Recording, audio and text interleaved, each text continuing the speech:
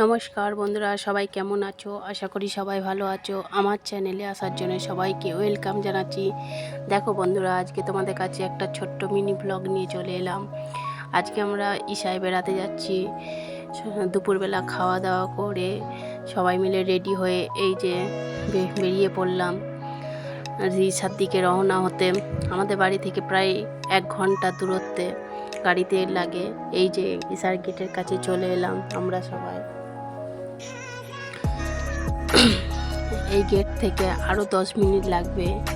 তবে এইখানে জায়গাটা এত সুন্দর, অনেকখানি এরিয়া নিয়ে এই মন্দিরটা গড়ে উঠেছে। এটা হচ্ছে আদিযোগী বড় শিব ঠাকুর। আমরা শিবলিঙ্গের কাছে যাইনি, এবারে অন্যান্যবারে যাই, এবারে যাওয়া হয়নি। এই আদিযোগীর কাছে আসা হয়েছে। আর দেখো বন্ধুরা, কত গাড়ি পার্কিং হয়েছে, আজকে প্রচুর ভিড় হয়েছে। এই যে এখানে হোটেল আছে খাওয়া দাওয়ার জন্য। আর এই জায়গাটা গরু থাকে, আজকের দিনে গরুটা নেই। আর এখানে জলের ব্যবস্থাও আছে। কতখানি এরিয়া নিয়ে আছে পাহাড়ের কোলে এই আদিযোগীটা। আর আমরা 4 জন মেম্বার, আমার 2 মেয়ে, আমার গপু সোনা আর আমরা 2 জনে, টোটাল আমরা 5 জন গেছিলাম। দেখো শিব ঠাকুরকে কত সুন্দর দেখতে লাগছে, আজকে খুব সুন্দর লাগছে। আকাশটাও পরিষ্কার। একটু বাদে লাইটিংয়ের আলো হবে। দেখো